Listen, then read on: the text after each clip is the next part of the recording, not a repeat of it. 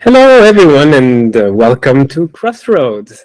Thank you again for joining us, like every month, to talk about different parts of intelligence sciences and help us answer those questions about the mechanisms and math about everything related to intelligence and consciousness and such questions. This talk series is run by Cross Labs.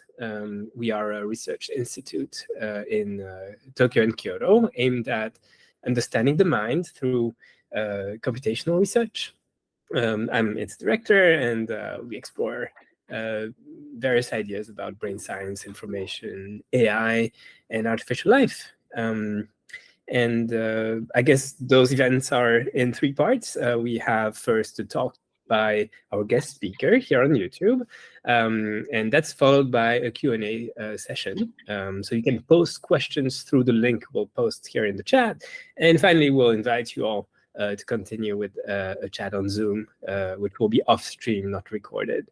And that's our way to engage with everyone and also get feedback and have fun discussions. And today, I've got the pleasure to introduce our very special guest, Professor Shigeru Taguchi. Hi, Shigeru. Hi, Olaf. Yeah, Yeah. yeah. Thank you. So, Thank you so, for so, inviting me. Yeah, thank you for coming. And yeah, Shigeru is a professor at the Faculty of Humanities and Human Sciences at Hokkaido University. He is the founding director of its Center for Human Nature, Artificial Intelligence, and Neuroscience. So that forms CHAIN in short. They have grad students, and they study this very nice triptych connection, I guess, integration between those three sides, right? Like humans, AI, and the neuroscience of intelligence. So that's why we have so much in common with Cross Labs. And his research areas include Husserl's phenomenology, Japanese philosophy, including Nishida, Tanabe, and others, but also the inactive approach in cognitive science, and also the philosophy of consciousness, studying the self, intersubjectivity, and mediation. I must say, Shigeru is extremely involved in an impressive way with the scientist side of things. So he has numerous joint research projects with neuroscientists, cognitive scientists, psychiatrists, I guess roboticists, and mathematicians, and so on. It's quite amazing, and I hope he will mention something about it. And today, we're very lucky he will tell us a bit about interaction with artificial agents and the possibility of lifelike AI. And we'll get a chance to all discuss and ask questions after the talk. But for now, Shigeru, the screen is yours. Okay. Yeah, thank you, Olaf, for your introduction. So I'm very happy to be here. So today I'm going to talk about interaction with artificial agents and yeah, how it is possible to create a lifelike AI, or yeah, how what will happen if we create a lifelike AI. So let me start. Yeah, Olaf has already introduced me in a very very good way. So I can skip this slide, maybe. Yeah, let me start. First, introduction. Yeah, recently, the Chat GPT is really, it's really impressive, and a lot of people were impressed by this Chat GPT, because it responds to our questions as if it were human. Yeah, very, very good way. And its response is even much faster than that of a human. So you can create a long text or even an article, academic article, using ChatGPT, and in a really brief time, so that for a really short time, that's really amazing.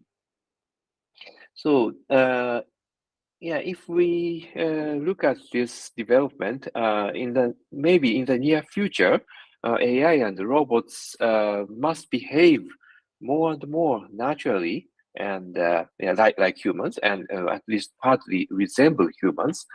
So what can happen when such a future is realized? This is a leading question of my talk, and yeah, to answer this question, I will talk about a little bit phenomenology and inactivism. Yeah, first, in the following discussion, I will consider what we are doing when we perceive other agents as human beings, or to generalize a bit more, when we perceive subjects as subjects. To this end, I will address a phenomenological analysis of the experience of the other and the inactive approach to sociality. And the next point is that in communicating with AI, the higher active level of experience diverges from the lower passive level of experience. And the third point, furthermore, I will raise the question of whether AI will need to be fragile and precarious in a lifelike manner in order to be a good partner for humans in a more advanced sense. And finally, I would like to discuss what kind of future is conceivable for coexistence or even symbiosis with AI based on such a view. That is the structure of my talk. So let me start the next section, how to experience others, phenomenology and inactivism. So first, I would like to consider what it means to see another person as a subject. So the reason is that if we think that there is a subject there, it would be the minimum condition for perceiving others as human. So let me draw on a phenomenological consideration. So yeah, usually the minds of others are thought to be imperceptible. So we cannot see others' mind. It's invisible. So therefore, inference and simulation are considered necessary.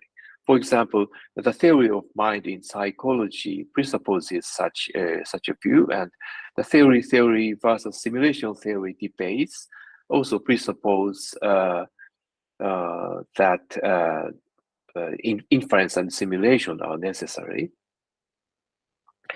And in contrast, there are claims that the other minds are seen directly in the behavior of the body and its interactions with others. So this is an idea called direct social perception, DSP, found in phenomenology. So especially Joel Kruger very energetically claims this position or advocates this position. And the direct social perception, this word was used by Joel Kruger.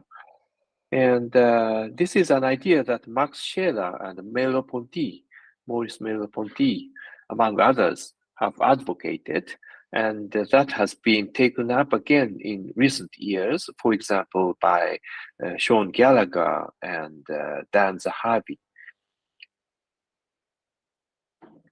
So, for example, emotions can be seen directly from physical behavior. For example, we directly sense sadness in a person crying with shaking shoulders, and we sense joy in a child who is bouncing around with a smile on her face. In these cases, we can directly see their emotions. So this is not to say that emotions are only external, of course not, but emotions are seen by others. Emotions as seen by others are not inferred or simulated within ourselves, but are directly experienced. I don't mean that there is a magical gaze that sees into the interior of others, but what we call emotions are events that involve the external aspects of the body, including the way in which physical behavior is seen by others. So in this sense, emotions are not confined to the inside. DSP, direct social perception, believes that seeing minds in others is a lower level passive reaction. It's passive rather than a function of our higher level inference. So based on DSP, if AI and robots can achieve behavior indistinguishable from humans beyond a certain degree, then we must see subjects in them with whom we can interact. So given the current state of AI development, it is probably not impossible for an AI to learn the crying performance of a good actor and reproduce it on screen. So maybe we can create a fake Robert De Niro or a fake Meryl Streep or something like that. But then we may be forced to react to the crying AI by feeling sympathy for it. So maybe we cannot stop crying if we see something like that, such fake good actor by the AI. Furthermore, it is the inactive bodily interaction that makes DSP possible.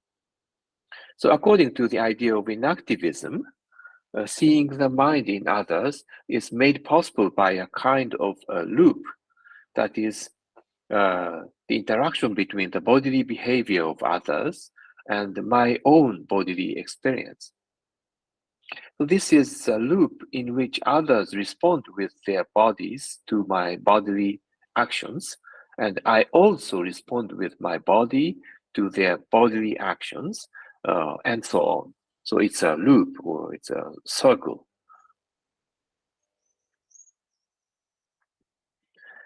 So according to the inactivism, the intersubjective loop, that which would be sociality, is established through the interplay between the external and the internal.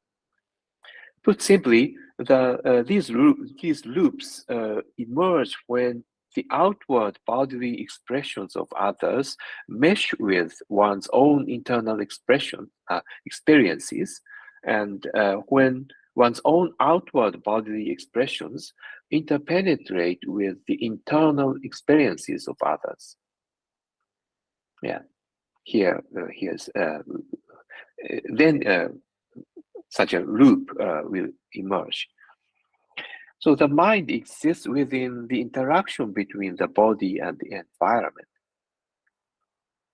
So the mind is not confined to the inside. Yeah.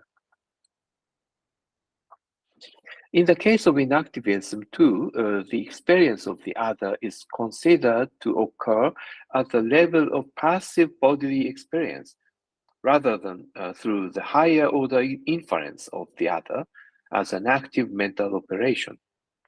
It's not active, but passive. So the foundation of intersubjective loops through bodily interaction does not occur purposefully or with a special intention, but spontaneously and passively.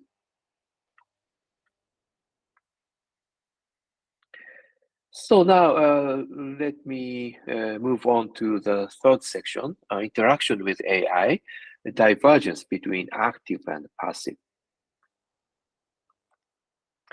So I made distinction between higher level operation, that is active operation of inference and so on, And the lower level operation, that would be passive bodily experience.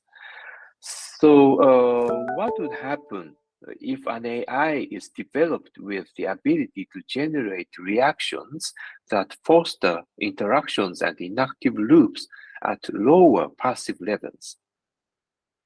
What will happen? So even if you perceive the counterpart as a machine with higher level beliefs, so we believe that, yes, this is a machine, so we know that. Even if that, and it is inevitable that an interaction loop, so at the passive level, interaction loop will be formed between you and the counterpart. So at the lower passive level, such a loop will occur. So it happens automatically. So this passive level reaction happens automatically on its own.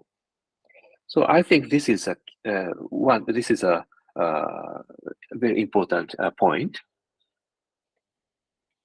And the basis of our relationships with others is neither intellectual inference nor higher order beliefs, but rather passive bodily interaction. So this is naturally triggered when certain conditions are met. Suppose you are interacting with a person. So if you are asked, is the other party human? The answer would be yes. And in the past, up to now, this was almost self-evident. It's obvious, and it didn't require questioning. So no one asks this question when you interact with a person. But with the emergence of AI, at least the new AIs that recently developed, it is no longer obvious. So maybe the reaction of a conversation will be very natural and human-like, but in fact, there is an AI on the other side. So with respect to the experience of others, we distinguished between first, reactions at the passive bodily level, and second, recognitions at the higher active intellectual level. So this first one, reactions at the passive bodily level, could occur with AIs. AIs can do that. And the second one, recognitions at a higher level, became a matter to be inferred from various conditions as clues. So it is not an object of direct perception. It is an object of higher order reasoning or inference. So previously, these two aspects were closely linked, and it was thought that if one was present, then two would automatically follow. However, the advent of AI has led to a divergence between the two. On the higher level, we can believe that it is a machine, but at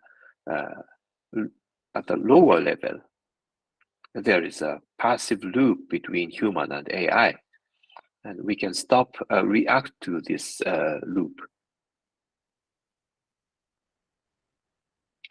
So when talking to an AI chatbot in natural language, people tend to very easily perceive the partner as human-like. So this is known as the Elisa effect. And recently, a study confirmed the effectiveness of cognitive behavioral therapy with a chatbot called Warbot. The subject students, despite knowing that it was a chatbot, expressed their impression that it felt like a real person who showed interest in them. So there is already a cognitive behavioral therapy bot in Japan that uses ChatGPT and Line. So it is called Mimo AI. I tried that, but it seems that it might function very well in some cases. Of course, not always, but in some cases, it can already help people. Okay. And this is an interesting phenomenon, I think. We know that the other party is a machine. Yeah, I'm now talking with a machine. You clearly know that. However, undisturbed by this higher order belief, a conversation loop is in effect established, where even emotional bonds and ties are created. It is possible. So, undisturbed by the higher order belief, yeah, we can have a passive interaction loop with an AI. Yeah, here there is a divergence between higher and lower order experiences. It has often been noted that many people act as if a robot has a mind, but when asked explicitly if the robot has a mind, they respond in the negative. Well, this is a very interesting phenomenon, I think. So even though people do not believe that robots have minds, they enjoy interacting with them with an attitude of suspension of disbelief, or pretend play, or make-believe play. So although we know that our partner is a machine and has no consciousness or subjectivity, we can still enjoy a crazy personal conversation with it. The more human-like the partner's performance, the more we almost automatically respond to them in the same way we would to a human being. So we cannot stop it. So due to, because there is a passive automatic response. This happens passively. So we will see such cases more and more often in the near future. I don't think it is extremely problematic. So some people argue that it is very dangerous to misidentify AI as human. But as long as users are clearly aware that they are dealing with a machine, severe problems are relatively unlikely to occur. Well, this is my opinion. So it's possible to play in a world of as if or make believe. Yeah, it is possible, I think. So for the time being, our relationship with AI will be probably like that. Next, I'll move on to the fourth section, the precariousness of life and AI. So can AI become a good partner for humans? Yeah, interaction with AI on a passive bodily level will probably reach a significant level in the near future. Yeah, for example, ChatGPT shows the conversations with AI are already possible. What is more necessary would be flexibility or unexpected responses to break up the cliched responses. So a question that fluctuates and wavers is answered by an equally fluctuating and wavering response. That would be a typical dialogue, I would say.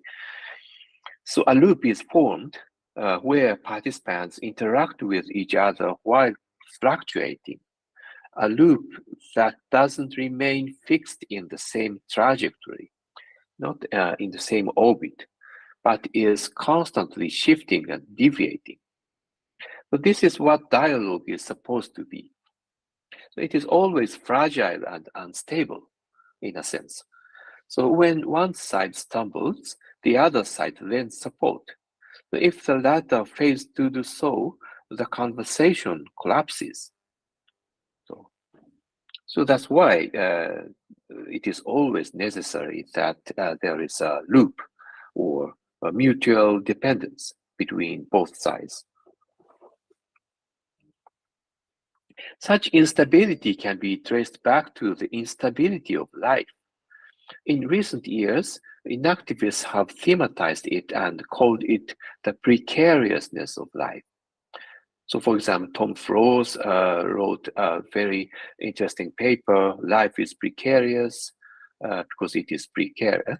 Sorry, maybe the title of the article I cited is wrong, I think.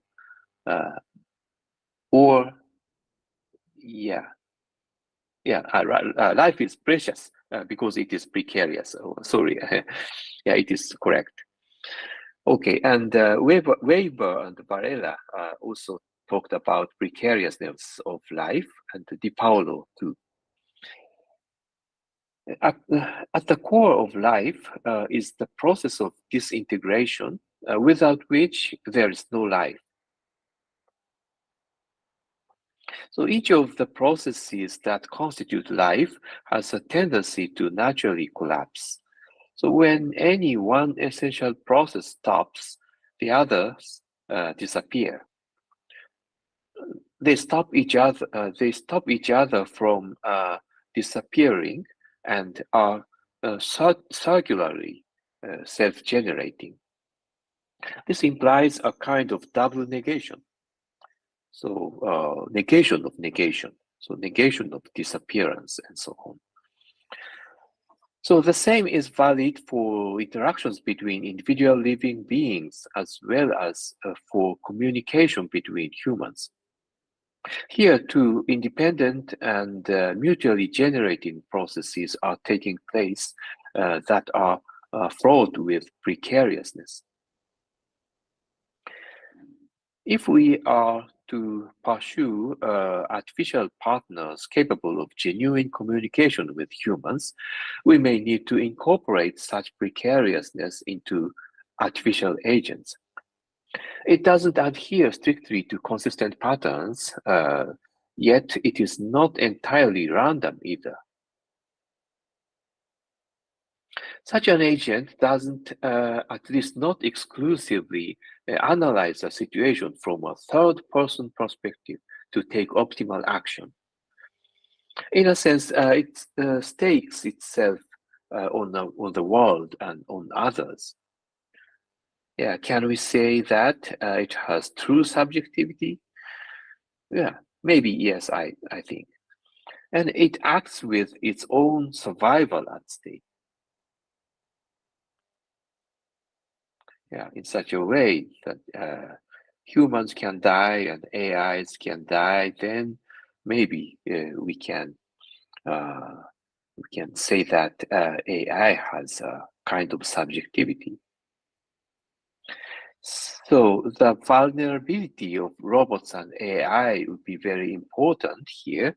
Some emphasizes how fragile robots are, but that is not the precariousness that lies in the very nature of its being.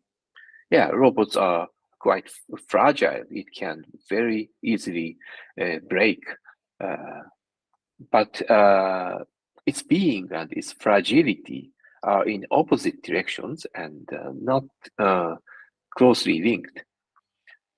Yeah, in contrast, the precariousness of life is contained in the very essence of life itself. That the being of life is realized only by its being precarious. So it is not a flaw, but an essential condition of its being. This is a difference between life and the robots at the current state. So isn't it a weakness of AI today that death is not built into its own being?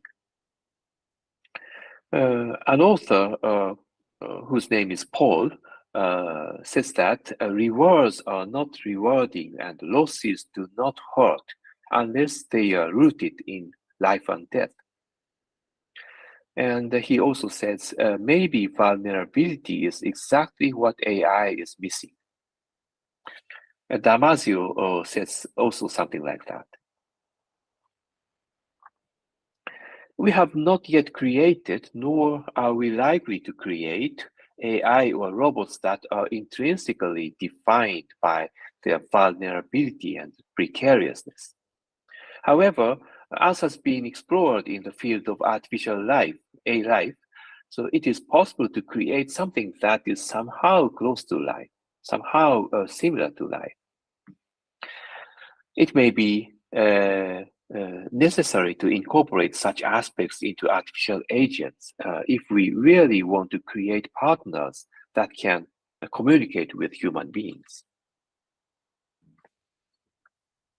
When AI incorporates the precariousness of life, it can become a human partner in a more essential sense. So when a mortal AI makes a life or death decision, we must respect such a decision, and we must respect such an entity as a being that is alive. It would be artificial life rather than artificial intelligence. Okay, this is the final part. Can I have a little bit more time, maybe? Okay, Of course. the last section, the future of living with AI, two different kinds of humanness. So, so far I discussed two types of humanness. Maybe I didn't discuss clearly, but I mentioned two types of humanness. And one type of humanness is one of the bodily behaviors to which humans can respond passively. So this can be imitated by AI to a significant degree. So since it involves passive reactions, humans will automatically respond to AI as they would to humans. This is one type of humanness. And the second type of humanness is the humanness on the level of life. So as a mortal being, an agent with such humanness can make life or death decisions. So if accompanied by some awareness of death, it can lead to pivotal one-time choices. Now, what does that mean? Making a one-time decision is a very human behavior. So it is, in a sense, contingent. But in spite of this, it is given a special meaning. This is because our own lives are at stake. Each of our small decisions ultimately leads to the choice of whether to preserve our life or to fail and lose it. It is not a general decision, but an individual and existential decision. And in such a decision, we would say, what should I do who have this very body that I am living in here and now? So even if AI is able to imitate human behavior at a sophisticated level, it will not be able to take responsibility if its decisions are only general decisions. Only those who can make one-time decisions can take responsibility. So if anyone can step in and replace you, it cannot be called responsibility. Responsibility is something irreplaceable, where you have no choice but to take it on yourself. Yeah, for example, Emmanuel Levinas says something like that. That when AI becomes a responsible entity, it may become a truly trustworthy human partner.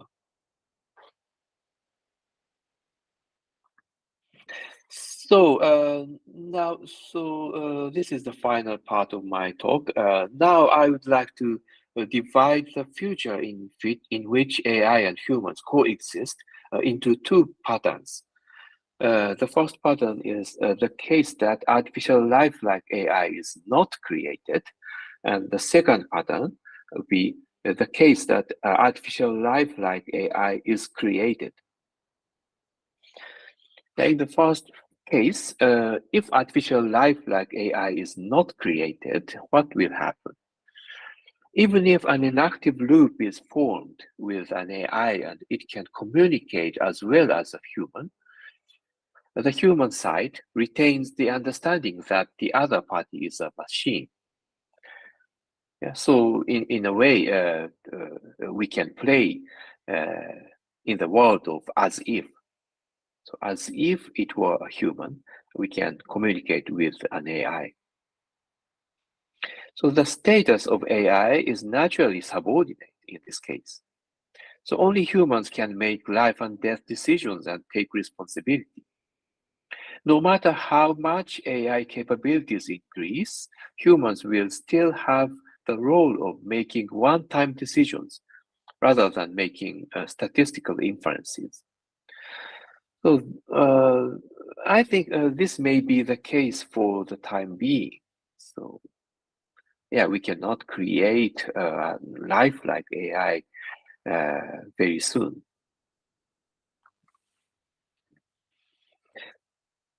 The second case, if artificial lifelike AI is created, what will happen? So AI must be recognized and respected as artificial subjects. We must recognize them as a different kind of subjects and acknowledge their rights. So they will also be decision-making and responsible actors. Social consensus and legal arrangements will be urgently needed. So in this case, human beings will enter an era of symbiosis with a new kind of non-human intelligent being, a new kind of partner or companion. That would be the future of the second pattern. It is not possible to simply say which is the preferable future.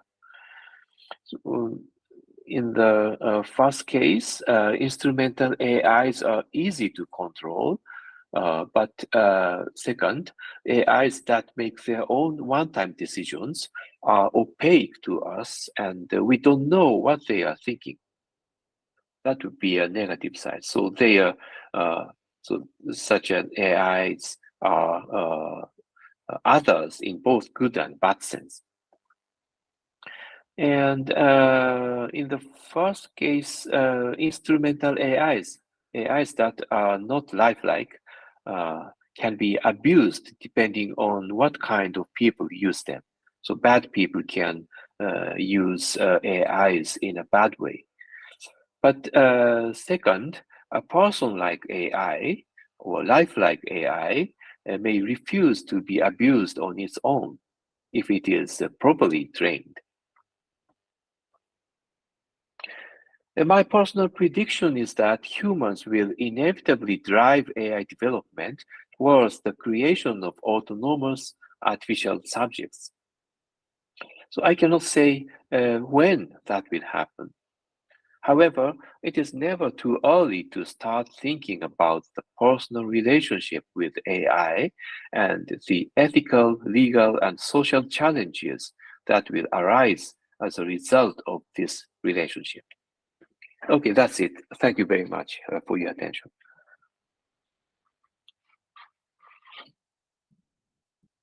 Thank you so much for the very nice talk, Shigeru, and also the very, very pretty slides, I must say. So it's very pleasant to follow. For those who are following us on YouTube, yeah, feel free to use the link that we posted to ask questions, anything you feel like. There is no dumb question to ask about this.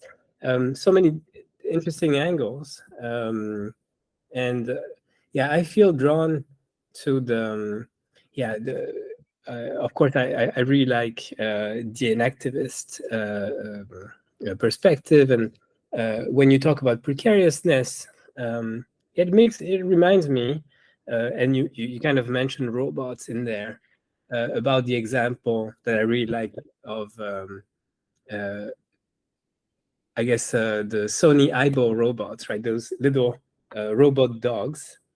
And at some point, Sony decided to discontinue, to stop the exchange or replacement of some pieces.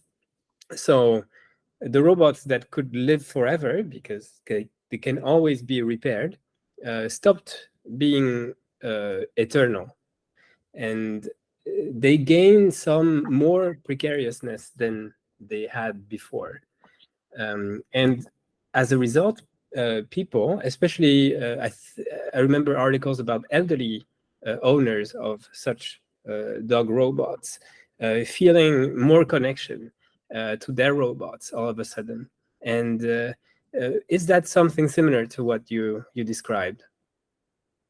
Yeah, I think so. Yeah, that would be quite similar to what I talked about.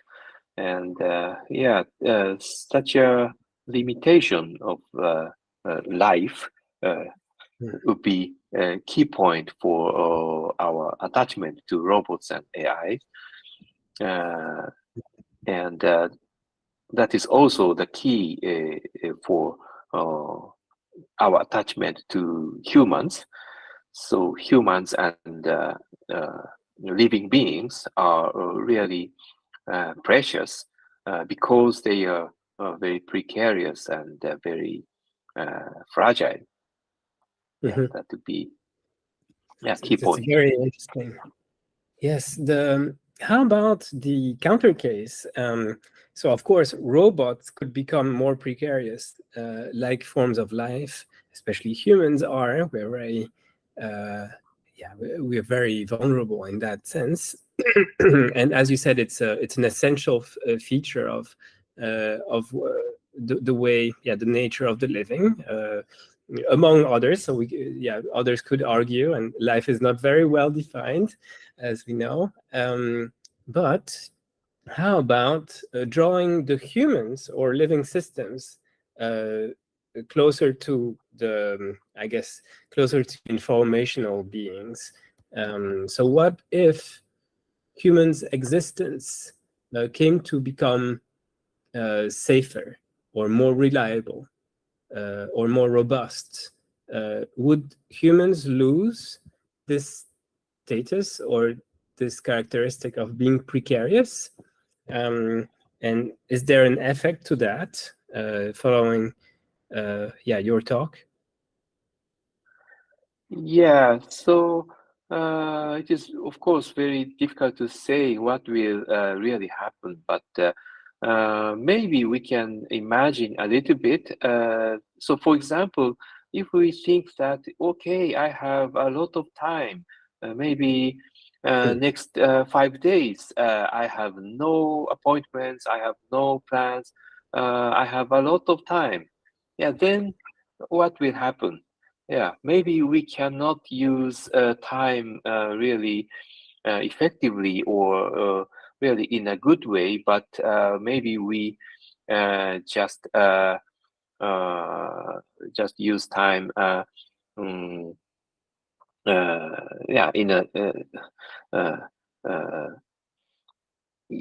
maybe we can use time for really uninteresting things, and time will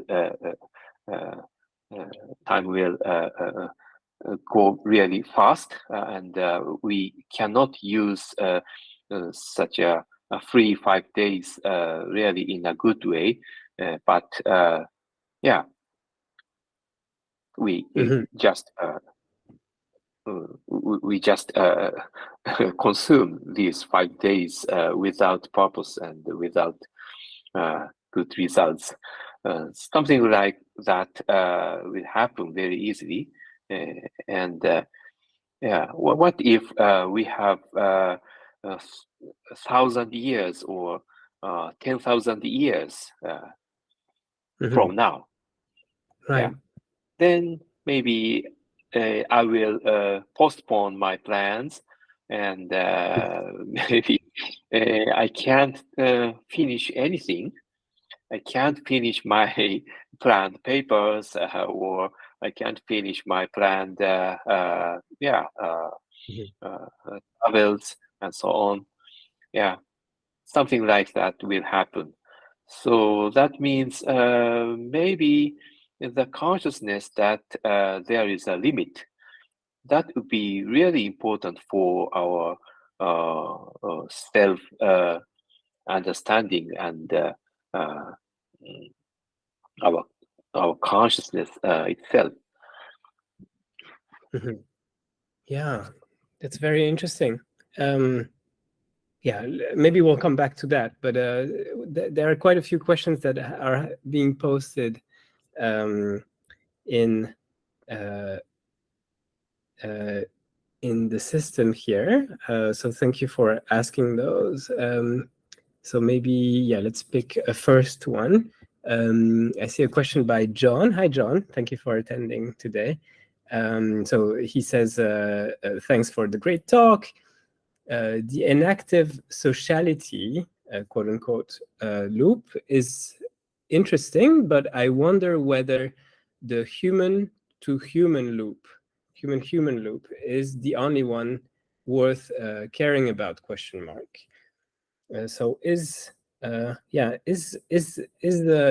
only, and I guess it's close to another question that is here. I read it at the same time. So if the mind exists in the interaction between the body and the world, does some kind of mind also exist in the interaction between two bodies? But yeah, maybe let's come to the formulation that John has. So yeah, in this loop that you are describing, this inactive social loop, is the only important loop the human one?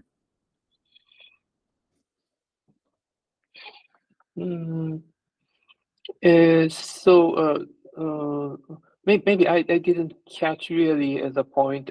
So the human loop is the only important loop. Yeah, if human, human loop.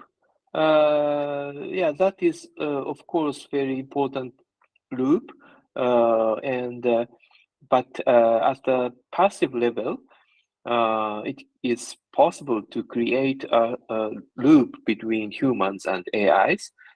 That was what I talked about. Sorry. I see that John is saying that the second part of the question, it's true that there is a limited size, is later. So let me read it together. So perhaps there can be many different human AI loops, question mark. Which kinds of loops will involve artificial subjects, and why those loops in particular?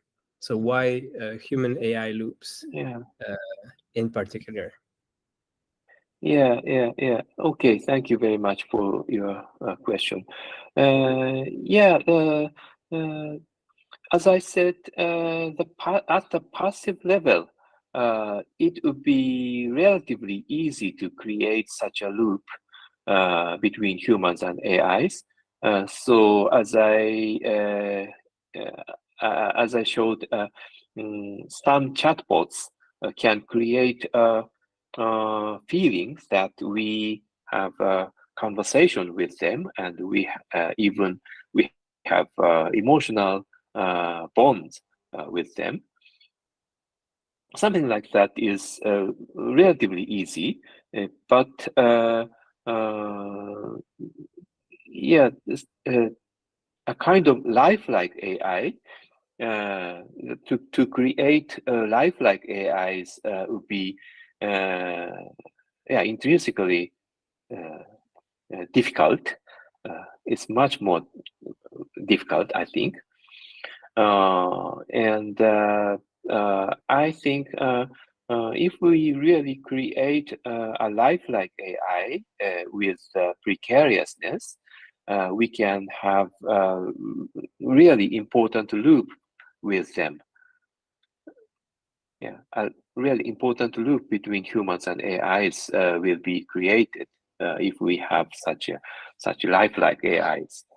And exactly how and exactly what is really the key? That would be a very difficult question. But anyway, as I said in my talk, in our conversation or in our dialogue, we can always we always depend on each other. So what I say will be accepted by the other side, and the other side, the counterpart, will say something related to what I said. And I say something, and so in such a way, there is a loop. But if I say something, but my counterpart says nothing, or says something totally irrelevant or totally unrelated to my talk, then the conversation or dialogue will not happen successfully. So in such a way, there is a mutual dependence between both sides. And to create such a loop, and also in a really interesting way, so interesting and innovative way, we need a lifelike AI that can behave unexpectedly, in an unexpected way, or in the way we cannot predict. Yeah.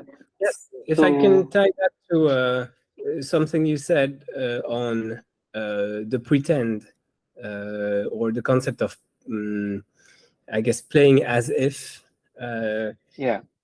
It feels like there is something special to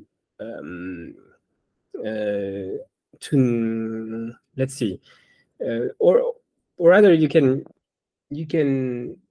mitigate with the problem of knowing that the other is artificial by suspending disbelief, right? Or something like a hypnotic kind of induction, or some kind of just pretending that the other is a human like you. Does that have does the knowledge that the other is not natural but artificial make any difference at all in that sense? Once you play, you do this pretend game, how powerful is the pretend? Is really what I'm asking. So is there a difference? I don't know. I'm not sure, but maybe it depends on people. So some people can very easily believe that the other part is, or believe, or some people can really well play in the world of as if. They can very well play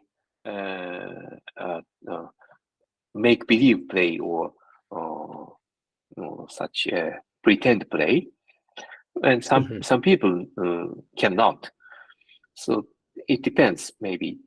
And but of course we can use hypnoticism or something like that, as you said.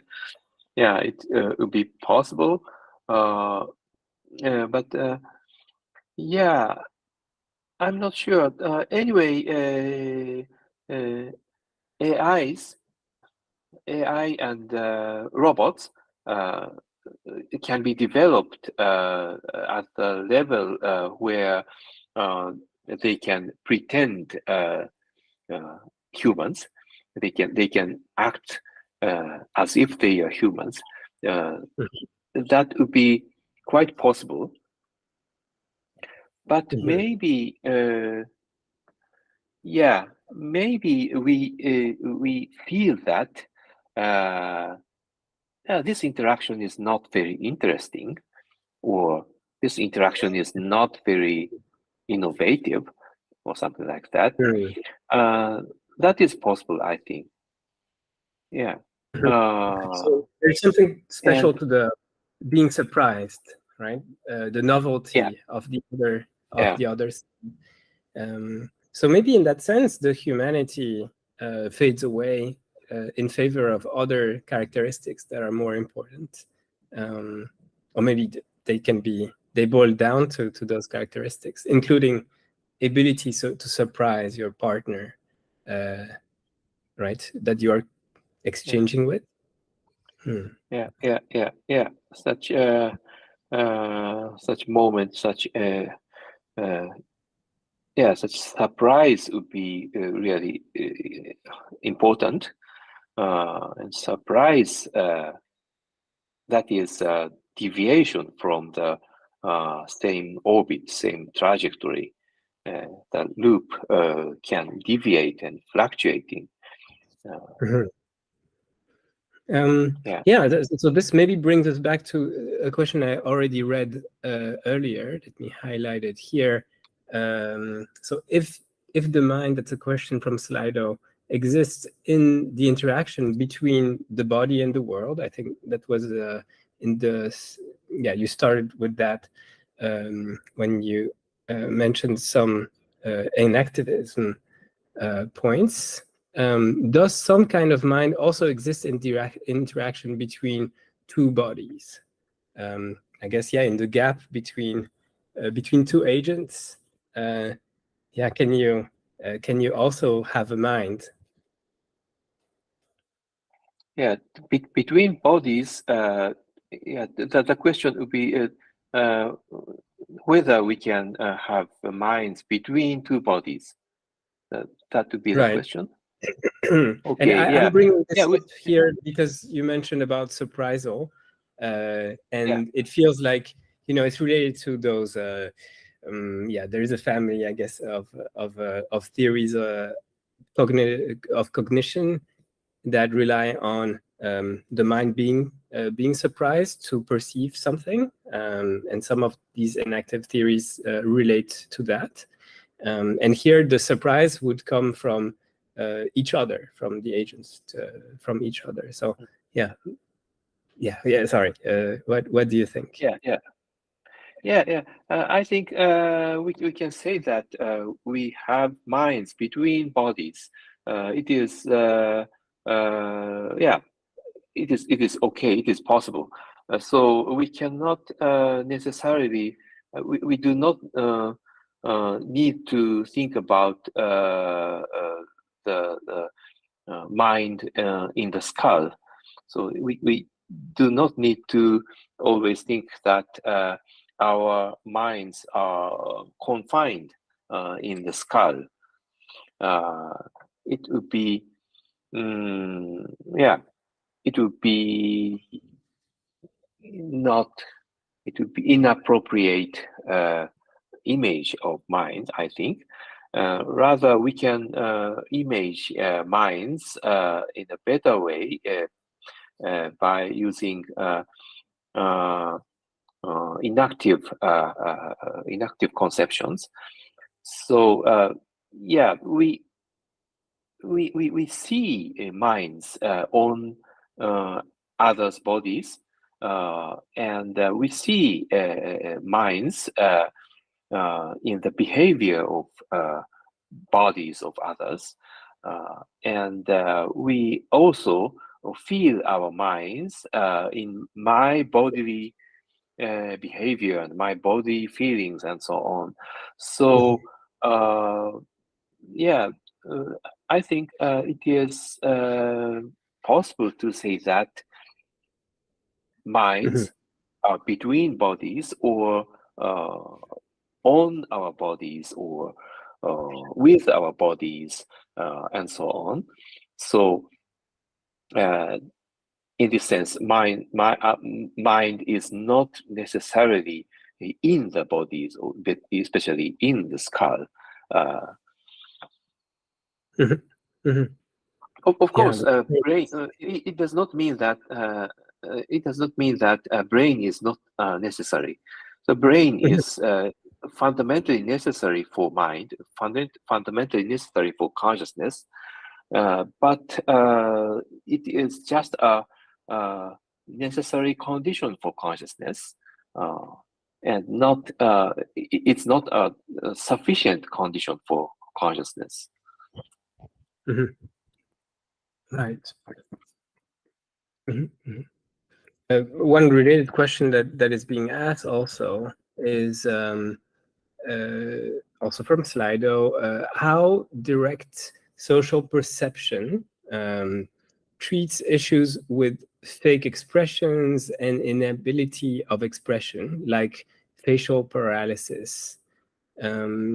So I guess, yeah, so if yes, so you could have facial paralysis, or you could have, you could generate you could generate expressions, and you can get the help of now AI that does that, right? So it does some modification to your face, and you can generate things. So those are by design, they're artificial, or they are fake, you could say. What does it? Yeah, how does this theory of DSP regard those interactions? So interactions with such fake face expressions. Yeah. I think it would be also occur at the level of passive experience, and it will happen automatically, and we cannot stop reacting to such fake expressions, and that is so everything is automatic, and we cannot choose how to react to that. Yeah, the one question that I would have about the directness of those DSPs is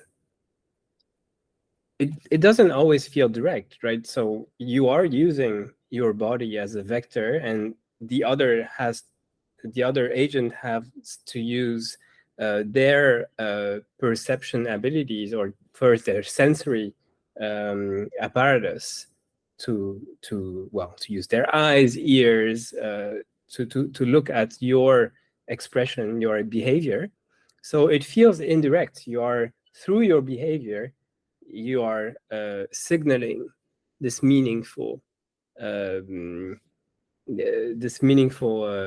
point in space, or that is really what you mean. So the direct thing feels like, I guess, some kind of direct transfer, but instead you have to use your body. It feels indirect. So is there a conflict in the terminology? Maybe the word direct or directness would be carefully interpreted. Must be carefully interpreted. This directness doesn't mean that I have a magical gaze into the inside of the others. I don't mean that. And of course, our ability to understand others' emotions is mediated by the bodily behaviors and so on. In this sense, we can also say that it is mediated and not direct. But usually we think that we have our minds only in our skulls, and that's why we cannot see others' minds, and that's why we have to infer, or we have to use reasoning to understand others' emotions and others' thinkings. But this kind of model with inference and reasoning, that would be insufficient, or at least inappropriate in many cases. And the passive bodily level of experience can be called direct in comparison to the reasoning and inference, because it is, because it is a kind of our very natural experience of body that involves both my body and the other's body, and in this sense, there is a natural link between multiple bodies, and such process that involves many bodies is the core of our experience of the other's emotions. And if we can understand the situation in such a way, then maybe it is possible to say that we have a direct experience of others' minds, because others' minds are already involved in this process that also involves many bodies, and we cannot separate our individual bodies from this process, and then it is a kind of direct experience. That of makes course, sense. although it is mediated by various processes but all these processes are included in the comprehensive process. Right. Yeah, I think, and maybe that comes also with the current culture. We tend to think that all the mind stuff is in the brain or somewhere here, right? And that's where consciousness, intelligence, everything lies. And we forget that all of that, include emotions, are really bodily phenomenon, and that it's in the interaction with the other, and the others in the evolution of also of those emotions, that those came to be. It's very, I think it's a very rich framework to see this within the framework of those loops, and a lot to say on that. But there was another question here about responsibility, and I thought that was a very interesting argument as well. I just read that one. So it's on Levinas's one-time responsibility point that you made, I think. Does it presuppose that the being in question, for example, a human, is the only agent able to make some decision in a given case? So I guess, this one-time responsibility, does it presuppose that the human is unique? Does it say something about or the agent's uniqueness in making this decision for it to be responsible for it? Yeah, thank you for your question. I think uniqueness is a fundamentally important point, and it's also a very important point in Levinas' philosophy. And this uniqueness we usually think that uniqueness of an individual is something something only belongs to the very individual. So an individual is unique because it is unique. I mean, so it is self-sufficient. But uniqueness in Levinas is a little bit different. So uniqueness in Levinas is I am for the other, and I am responsible for the other. That makes the uniqueness of of me. In this sense, yeah, uniqueness is not confined to a single person, but uniqueness itself is already relative, and it involves a relation to the other.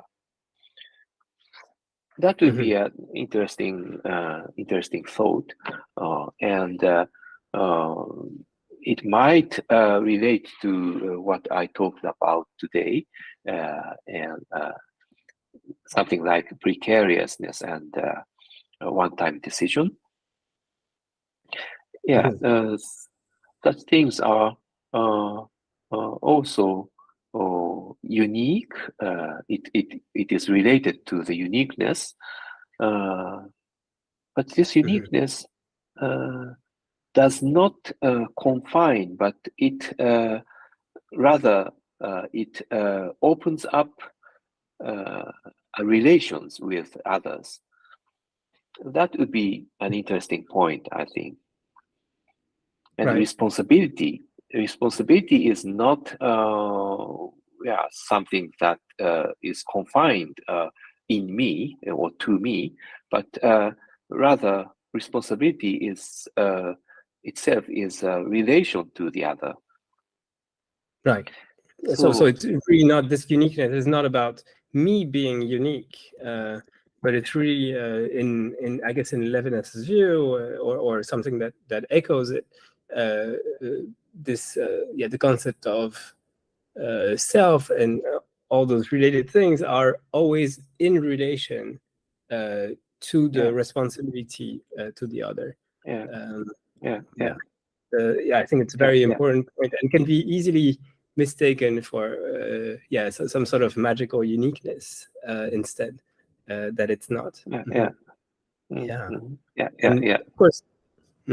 Of course, this responsibility notion is very tied in the new ethics we have to develop for artificial beings and also, I guess, hybrid beings, which we are becoming slowly. And it's very challenging questions. And I really like the thoughts that you put in your last slides. And yeah, this our view, I guess, this perspective that we have of how we treat technology, and I guess it relates actually to this last question that we have on Slido about how humans can really be mean to robots or AIs, right?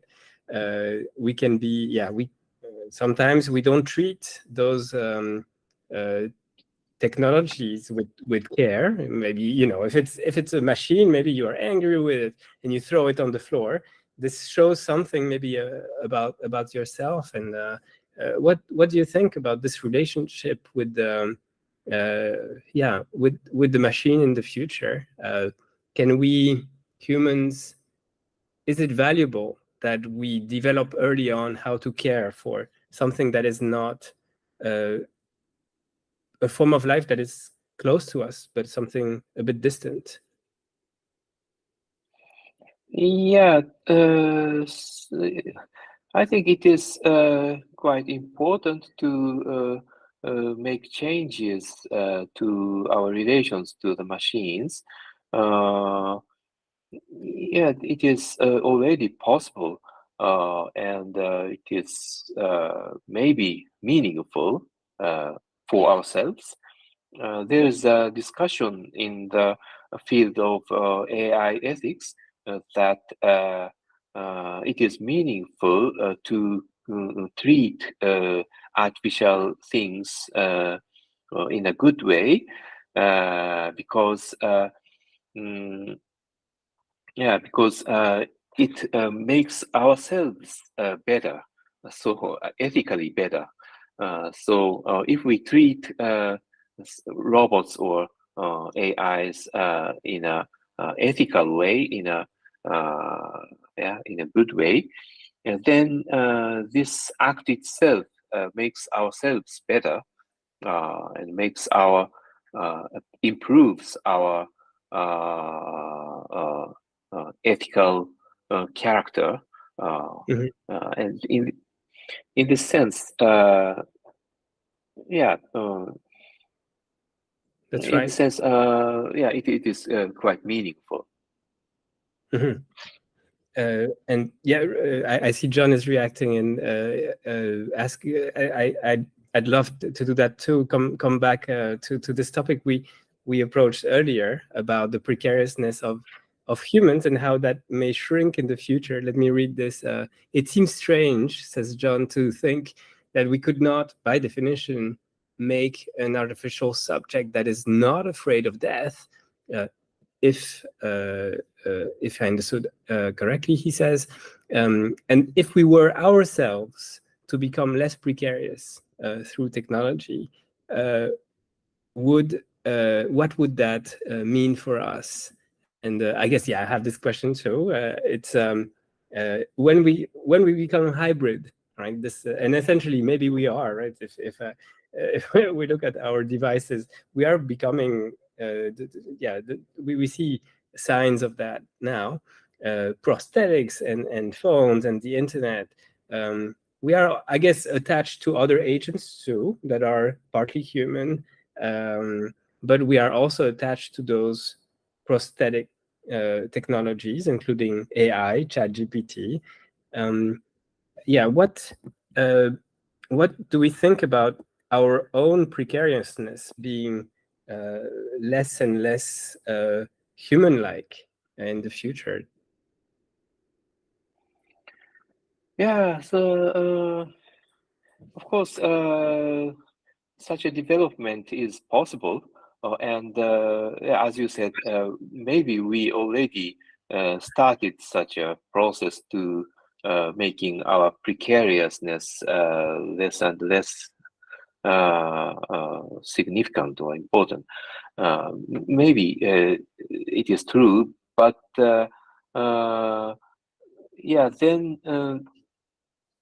it would be a problem. What is the meaning of life? What is the meaning of our existence, and so on? Maybe we must think about this very hard problem.